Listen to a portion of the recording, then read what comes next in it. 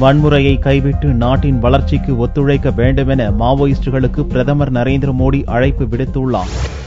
சத்தீஸ்கர் மாநிலத்தில் நக்சலைட்டுகள் ஆதிக்கம் அதிகமுள்ள பஸ்தார் மண்டலத்தில் உள்ள தண்டேவாடா மாவட்டத்தில் 24,000 கோடி ரூபாய் முதலீட்டில் மெகா இரும்பு உருக்காலை மற்றும் ரயில்வே திட்டத்துக்கான ஒப்பந்தங்கள் பிரதமர் நரேந்திர மோடி முன்னிலையில் கையெழுத்திடப்பட்டன. இதையொட்டி நடந்த பொதுக்கூட்டத்தில் பிரதமர் மோடி உரையாற்றினார். அவர் பேசுகையில் இவ்விரு மெகா திட்டங்களும் ஆயிரக்கணக்கானோருக்கு வேலைவாய்ப்பை உருவாக்கி தரும் என்றார். மாவோயிஸ்டுகள் ஆதிக்கம் மிக்க பஸ்தார் மண்டலத்தில் சமூக பொருளாதார மேம்பாட்டை கொண்டு வருவதில் தான் உறுதியுடன் இருப்பதாகவும் மோடி கூறினார்.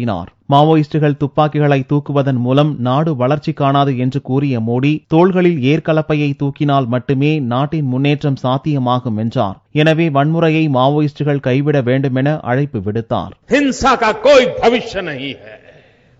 अगर भविष्य है तो शांतिमय मार्गों का है.